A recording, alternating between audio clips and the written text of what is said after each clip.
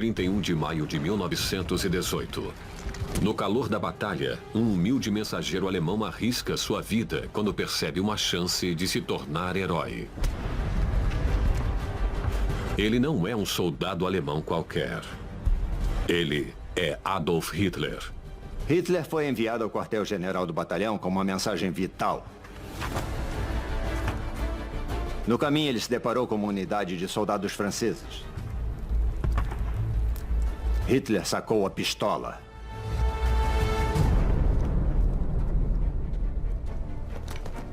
Os franceses baixaram as armas e Hitler fez deles prisioneiros de guerra. É uma ousada captura de soldados do inimigo realizada por um único homem e que deu a Cruz de Ferro de primeira classe a Hitler, uma das maiores honrarias do exército alemão. Só tem um problema. A história é uma mentira total. É a primeira de muitas histórias de autopromoção e artimanhas, vindas de um homem que não se deterá diante de nada para impulsionar sua meteórica ascensão ao poder.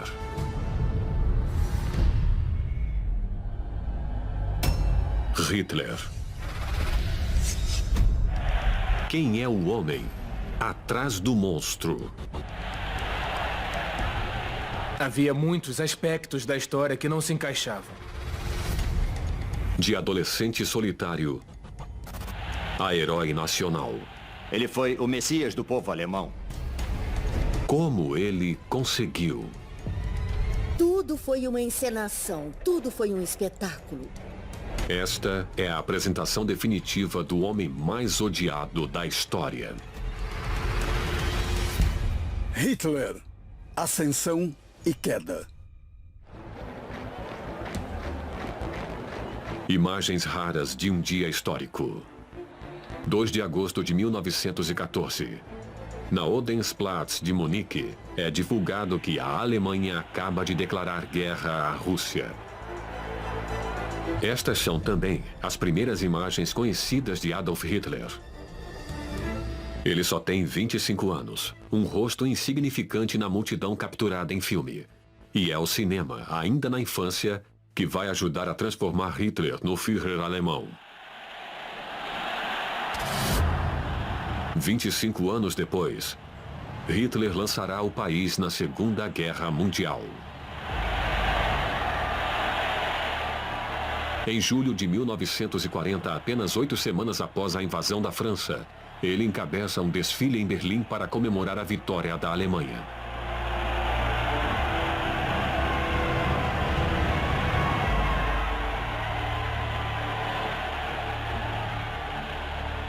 Parecia uma cena do Império Romano com o retorno de César. Flores eram jogadas para todo lado, o povo fazendo Sieg Heil. Uma visão absolutamente inacreditável e Hitler, claro, estava adorando. O povo alemão, que ficou naturalmente nervoso quando ele lançou a ofensiva, agora acreditava que o cara realmente tinha aquele algo mais. Para o povo alemão, Hitler elevará o país ao topo de uma nova ordem mundial.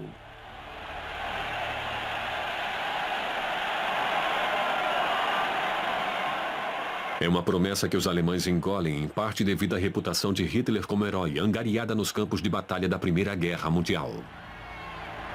Mas documentos recém-descobertos revelam que a verdadeira carreira militar de Hitler é, na realidade, bem menos gloriosa.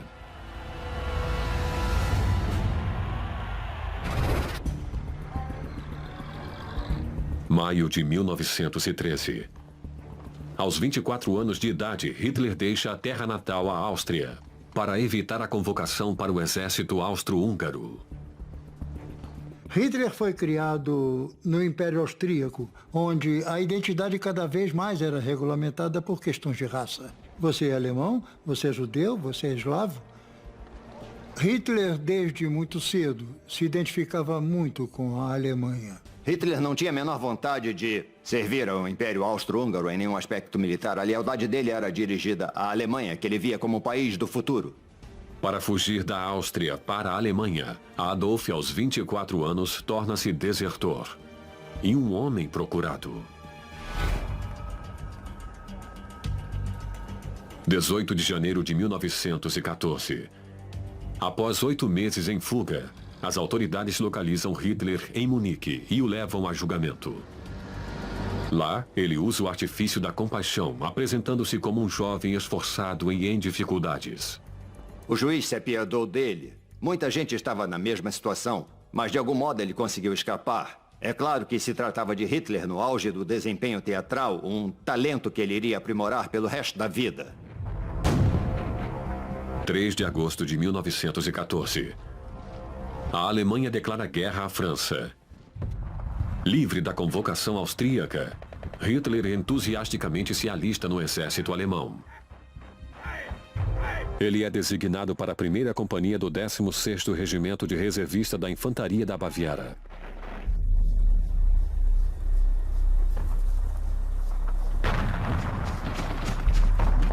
A experiência de Hitler em um regimento foi um batismo de fogo devastador.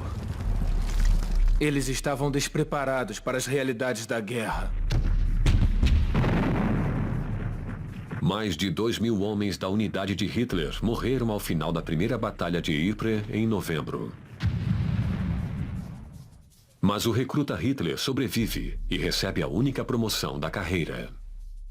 Bom, em geral, definiu-se que Hitler se tornou anspessada ou cabo.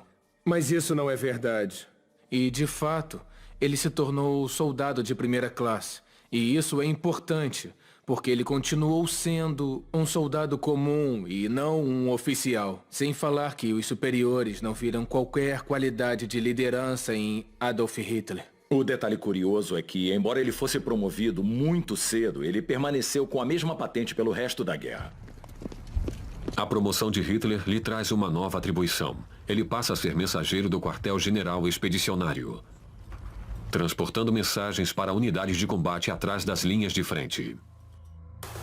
Documentos recém-descobertos nos arquivos do regimento de Hitler revelam uma discrepância crucial na história. Uma coisa que mais tarde a propaganda usará para classificar Adolf Hitler como herói. E quando eu comecei a ler, eu pensei, peraí, parece muito com aquele relato feito pela propaganda nazista sobre a captura de um grupo de soldados franceses. Mas havia uma diferença fundamental. O herói do relato da propaganda nazista era Adolf Hitler. Só que o herói do relato na minha frente era Hugo Gutmann, oficial judeu superior de Hitler. Alto!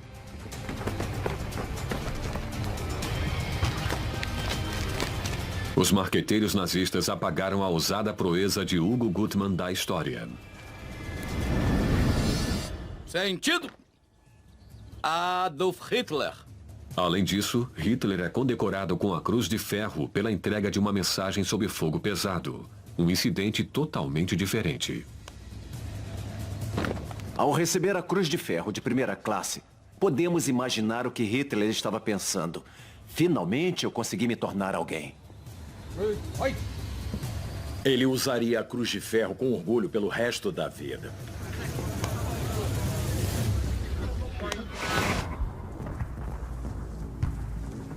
Em 13 de outubro de 1918, a participação de Hitler na guerra chega a um fim repentino e agonizante, quando os britânicos atacam o regimento com gás de mostarda.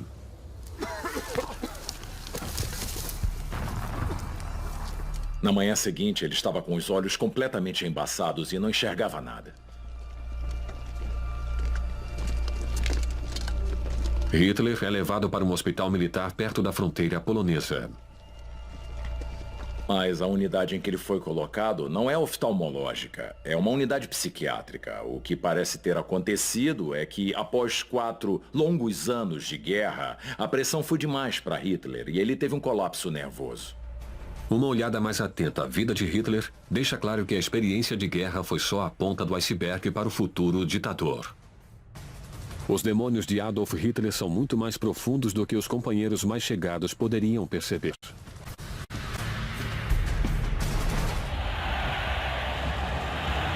A paixão de Adolf Hitler pela Alemanha era arrebatadora. In uns selbst allein liegt die Zukunft des deutschen Volkes.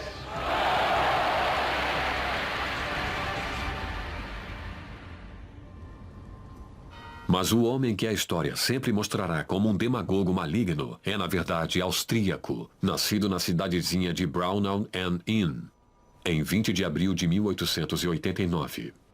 Hitler veio de uma família perturbada. A mãe dele chamava o pai dele de tio.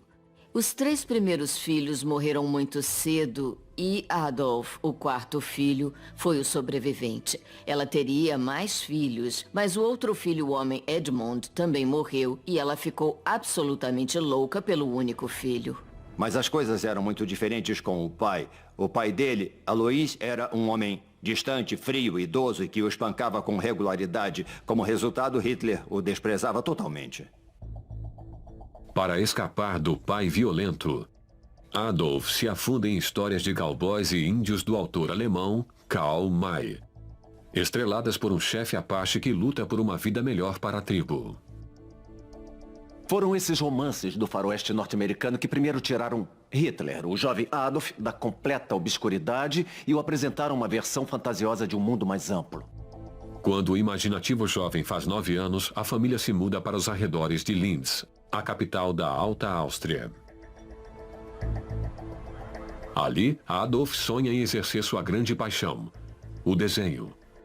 Mas seu pai tem ideias muito diferentes para o futuro. O pai de Hitler era funcionário público e quando Hitler mostrou interesse em arte e declarou que queria ser artista, o pai ficou completamente furioso e disse não enquanto eu viver. Proibido de estudar arte, Adolf é enviado para uma escola técnica direcionada à matemática e às ciências. Hitler não foi um bom aluno, mas havia um assunto que pareceu excitar a curiosidade e o interesse dele, a história. Certo tipo de história. Eram os relatos de grandes heróis do passado alemão, os heróicos reis, imperadores e conquistadores. O aprofundamento de Adolf no nacionalismo alemão só contribui para o crescente afastamento entre pai e filho. O pai dele se identificava claramente com o Império e com o projeto imperial, com a monarquia de Habsburgo, enquanto o jovem Hitler era atraído pelas ideias do pan-germanismo e se considerava alemão. Não compartilhando nada além de uma profunda aversão um pelo outro, a morte súbita de Alois em janeiro de 1903 transforma Adolf, de 13 anos de idade, no homem da casa.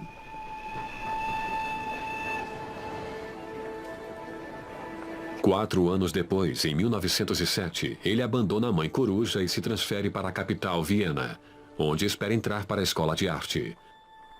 Ele convence os pais de August Kupczak, seu único amigo, a permitir que o filho vá com ele. E lá, o candidato a artista e o fiel amigo se entregam a uma mútua paixão pela ópera. Hitler se deixou atrair enormemente por Wagner. O que Wagner representava era um tipo mitológico pseudo-germânico de passado. E quando Hitler ia assistir Wagner, uma forma idealizada da sociedade tomava conta dele, mas era inteiramente enraizada no mito. No entanto, o mundo de fantasia é muito diferente da realidade. Um fato que o jovem sonhador descobre após os 2 dias do exame de admissão para a mais importante Academia de Arte de Viena. A avaliação que ele recebeu foi que os desenhos de prédios eram realmente muito bons, mas que ele era incapaz de desenhar pessoas. Ele achava que seria fácil entrar para a escola e quando foi rejeitado, ele encarou a queda como um raio, foi como um golpe violento. Furioso com a rejeição, ele promete se reinscrever. Mas então, o mundo de Hitler implode. –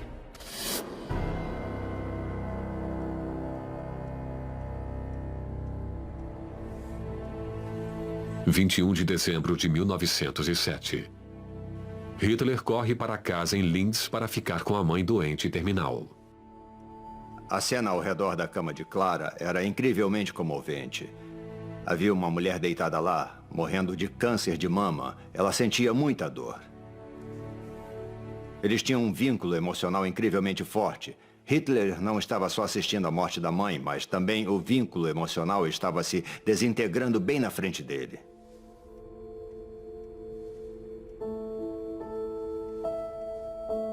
Adolf fica inconsolável, apesar do apoio do Dr. Eduard Bloch, o leal médico judeu da família. Dr. Bloch comentou que nunca vira ninguém tão dominado pela tristeza quanto Adolf Hitler naquele dia. Talvez fosse um exemplo das emoções extremadas de que Hitler sofreria pelo resto da vida, da incapacidade de lidar com contratempos quando enfrentava perdas e decepções.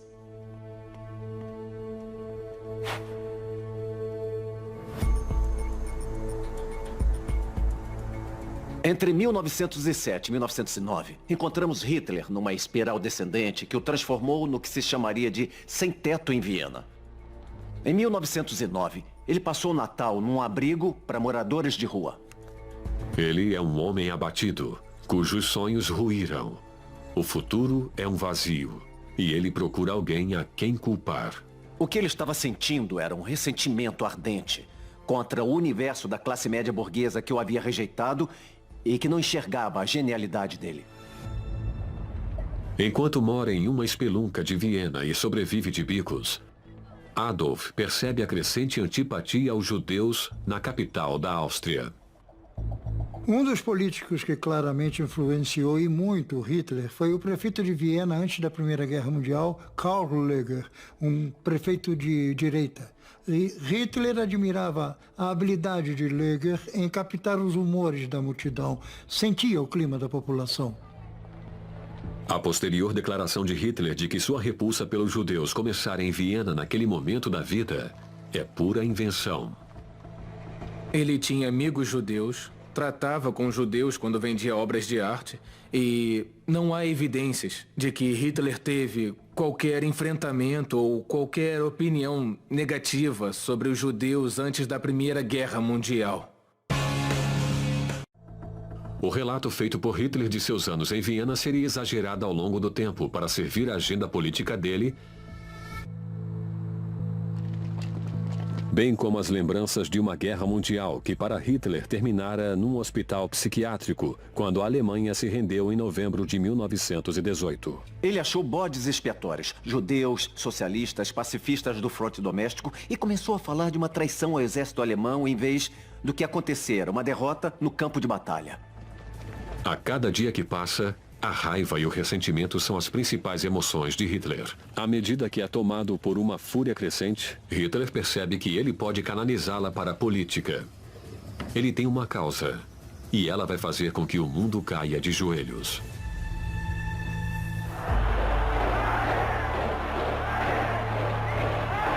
Setembro de 1934. Um momento de glória com que Adolf Hitler sonhou por toda a última década. Ele se torna o salvador da Alemanha. Filmado aqui falando para mais de 700 mil simpatizantes do nazismo no comício anual do partido em Nuremberg. Um evento que o imortaliza, desempenhando o papel da vida dele. Wir stehen fest zusammen für unser Deutschland und wir müssen fest zusammenstehen für dieses Deutschland. Após a morte do presidente Paul von Hindenburg, Hitler funde os cargos de presidente e chanceler para se tornar o Führer, com 90% de aprovação em uma posterior eleição pública. Denn in den Zeiten hinter uns, da habt ihr mir eure Treue tausendfältig bewiesen. Und in der Zeit vor uns kann es nicht anders sein und es wird auch nicht anders sein.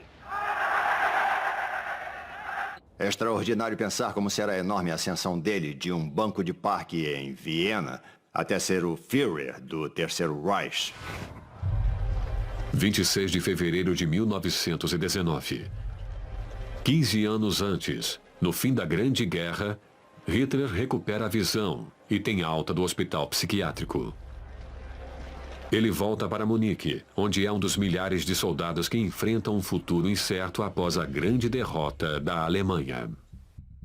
Ele ficou em estado de entorpecimento no final da Primeira Guerra Mundial, como outros soldados alemães. Ele era igual a um cão vadio que precisava de um dono, precisava de uma causa, de um sentimento de participação que ele havia perdido.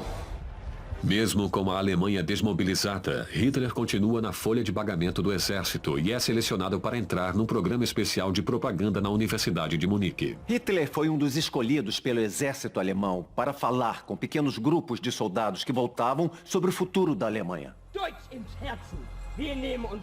Para desinfetar os soldados da propaganda bolchevique, especialmente os soldados recém-desmobilizados. Hitler se entrega ao programa e encontra o talento decisivo da vida dele: falar em público. Ele se torna o astro do espetáculo, com um estilo vigoroso, convincente e persuasivo. Com isso, ele atrai a atenção do chefe de propaganda da unidade local do exército, o capitão Karl Mayr. Karl Mayr, de imediato, viu em Hitler alguém com um talento natural para falar e que falaria em termos bem simples e também acessíveis e, portanto, poderia se dirigir a outros soldados e a pessoas comuns. Hitler, apanhado pela câmera aqui em um comício de direita em maio de 1919, já fora recrutado como informante.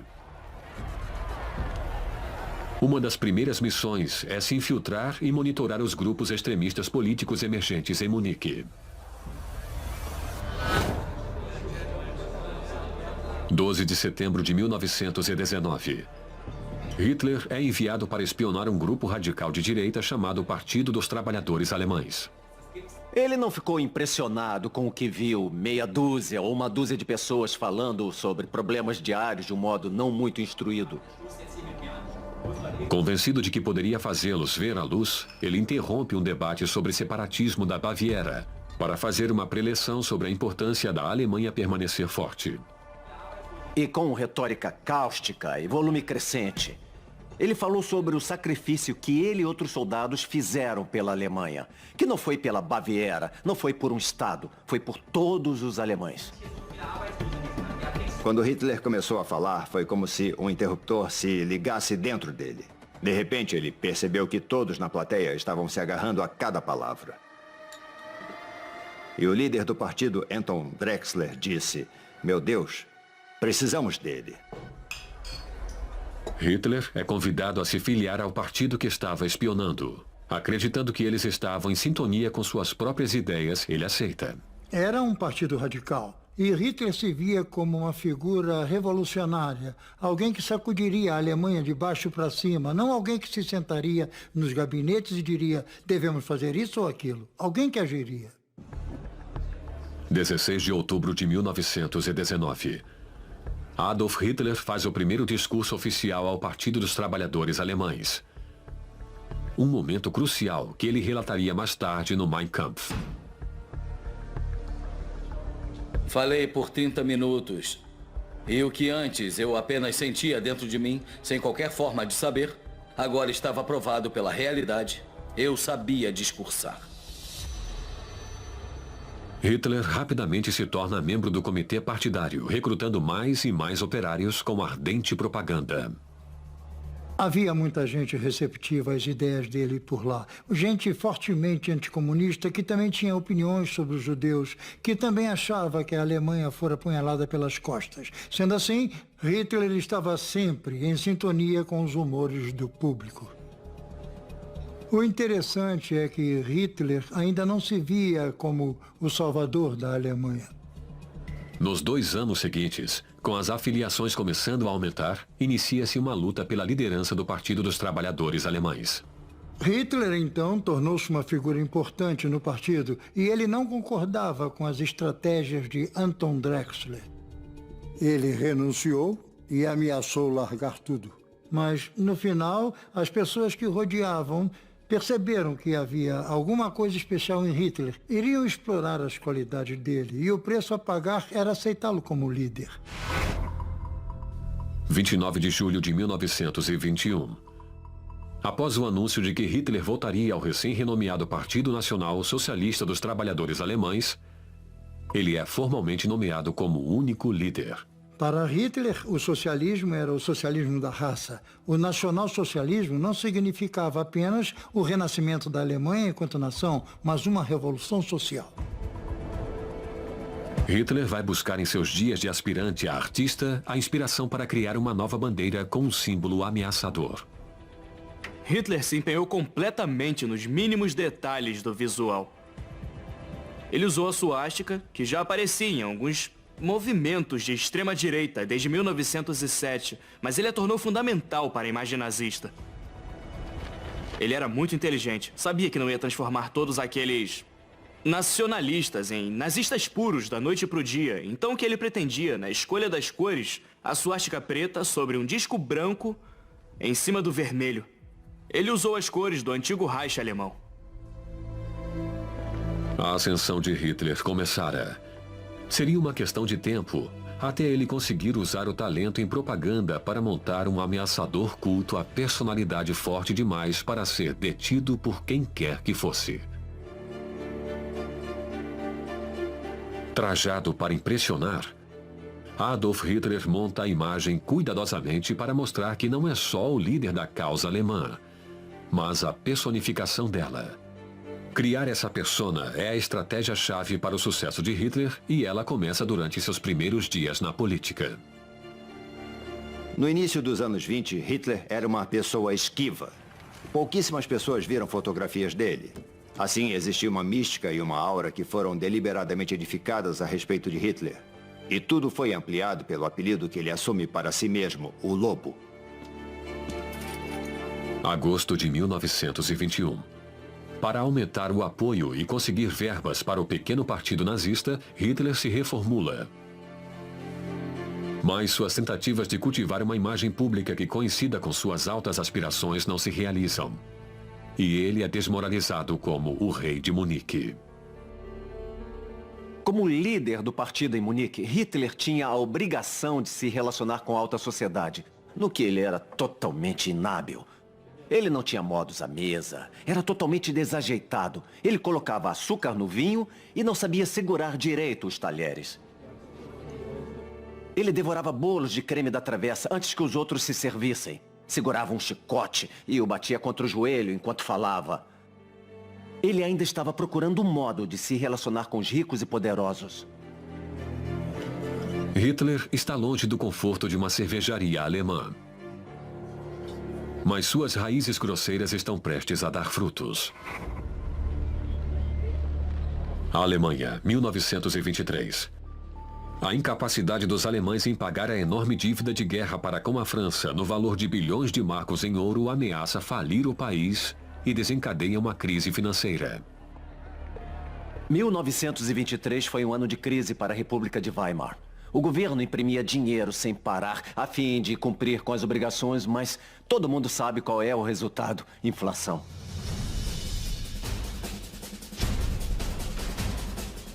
Antes da guerra, $1 custava 4 marcos e ficaria muito pior. Em pouco tempo, $1 custaria 20.000 marcos. Com a economia em queda livre, Hitler vai para as ruas, onde alemães desesperados rapidamente perdem a confiança no governo democrático de Weimar. Hitler percebe uma fome de liderança forte, inspirada por um evento do ano anterior na Itália. Hitler era quase um devoto de Benito Mussolini, um admirador, quando faz a primeira tentativa de tomar o poder. Ele se espelha deliberadamente na marcha de Mussolini sobre Roma em 1922. Foi uma afirmação de nacionalismo violento que levou Mussolini ao poder, o que era bom para Hitler. Não era preciso ficar esperando e se preocupar com os resultados das urnas. Bastava ir para a rua, marchar até a capital e dizer: dê-me o poder. 8 de novembro de 1923. Hitler marcha para uma das cervejarias de Munique, acompanhado por 600 soldados de elite do partido. Lá, o primeiro-ministro da Baviera, Gustav von Kahr, está discursando para 3.000 pessoas, inclusive alguns dos principais políticos do estado. Ele estava armado com uma pistola e atraiu a atenção de todos imediatamente. ao disparar um tiro no teto. Hitler anunciou, como só ele poderia, que a Revolução Nacional fora iniciada. Um rugido de aplauso ecoou no salão. Naquele momento, Hitler pensou, sabem de uma coisa? Eu consegui. 3.000 pessoas naquele salão e todas se convenceram de que realmente a mudança de governo ia acontecer. No dia seguinte, Hitler lidera uma marcha de 2.000 homens por toda Munique para assumir o controle da cidade. Mas von Kahr tem outras ideias e informa Berlim que ordena uma reação imediata. Eles foram alvejados por soldados e policiais em formação. Manifestantes à direita e esquerda de Hitler foram mortos, mas Hitler, milagrosamente, escapou ileso. 4 policiais e 14 dos nazistas de Hitler estão mortos. No caos, Hitler escapa e se esconde na casa de um homem formado em Harvard, Ernst Stengel, um simpatizante do partido nazista.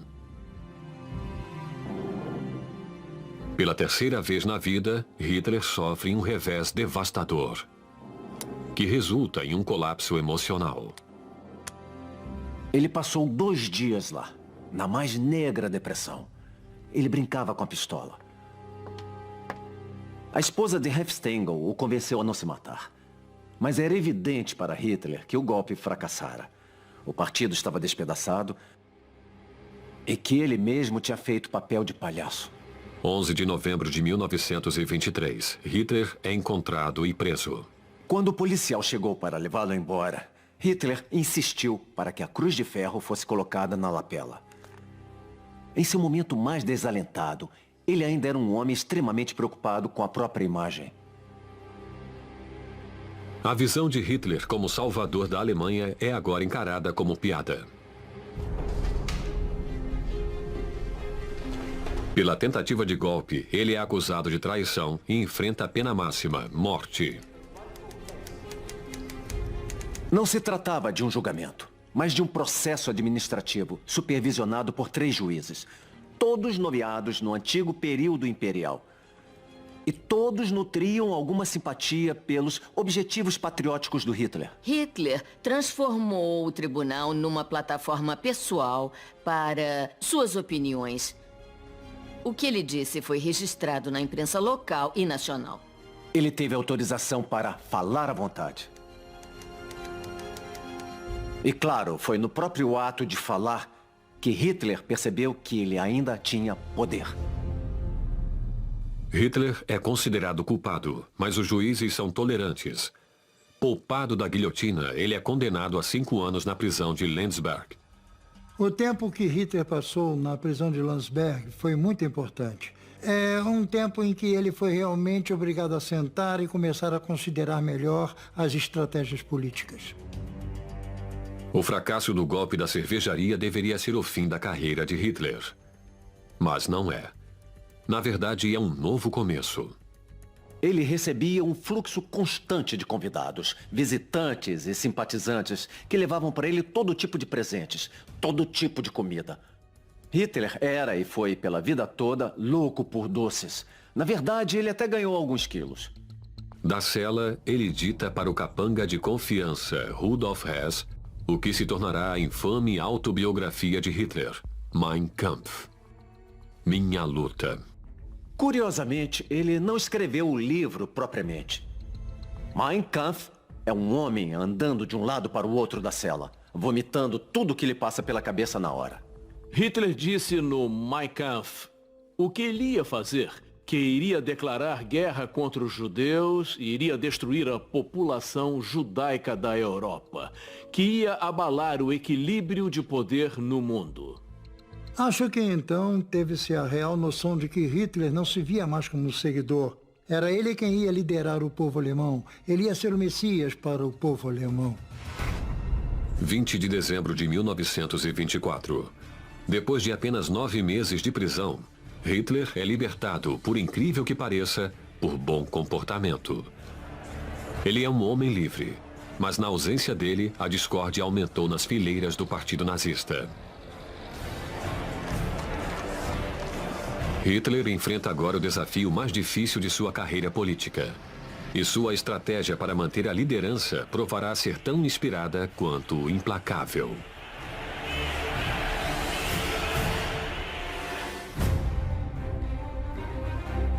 Dezembro de 1924.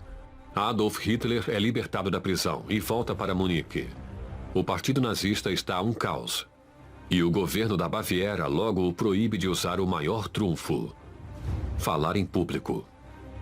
Para um orador e demagogo como Hitler, foi uma desvantagem enorme. Ardilosamente, Hitler muda de estratégia. Ele já não busca mais a revolução, mas prefere mudar o governo Weimar da Alemanha por dentro. O fiasco do golpe da cervejaria convenceu Hitler de que a revolução no velho estilo era impossível. Ele saiu da prisão decidido a agir legalmente.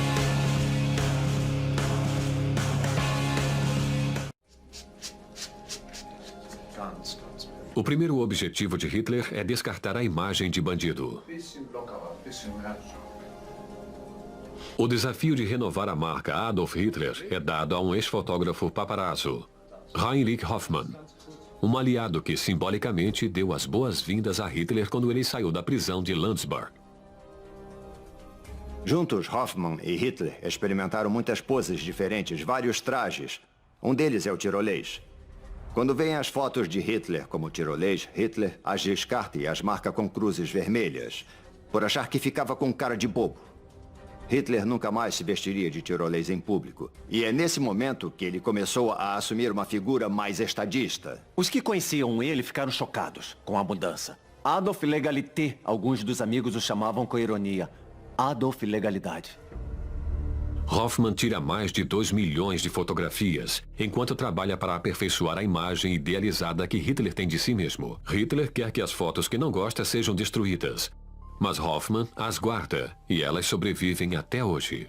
É muito interessante que Hitler soubesse o que queria, que sua imagem transparecesse.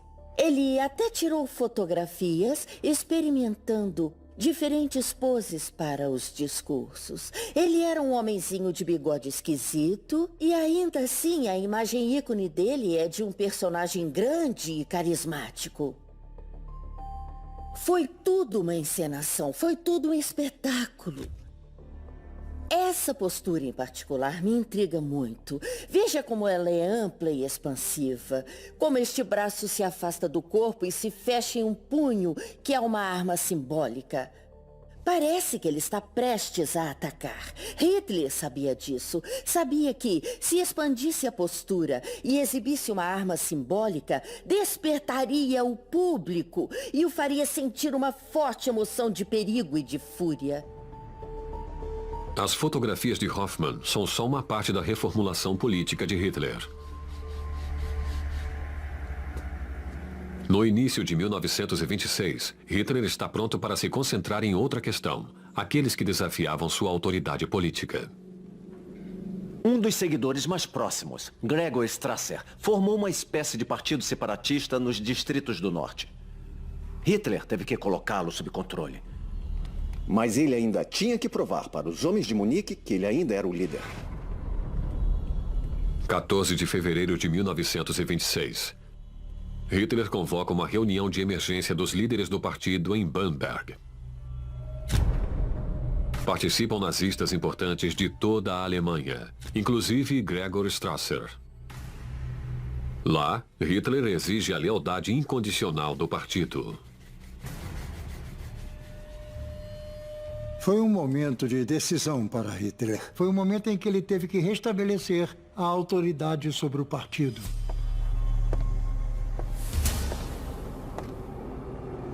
Hitler respirou bem fundo e deu início ao que ele sabia que ia ser o discurso mais importante da carreira política dele. Ele se sentiu confiante o suficiente para desferir um golpe decisivo, que ia exigir a lealdade de todos os membros do partido, inclusive de Strasser.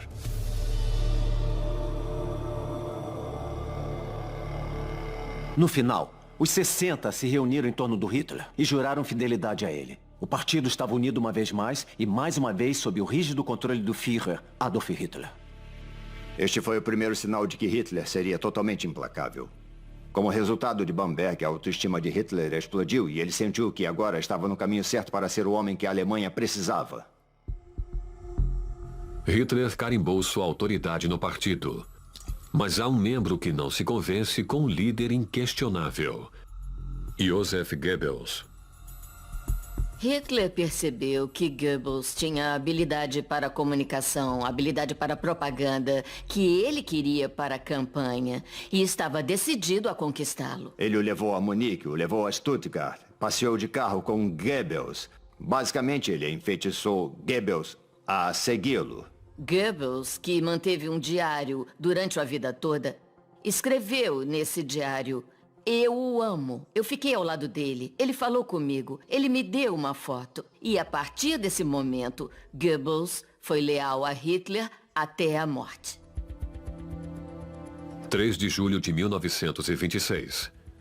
Na reunião seguinte do partido em Weimar, Hitler finalmente apresenta sua nova e cuidadosamente elaborada persona, que vai estabelecer o autoritário culto à personalidade dele.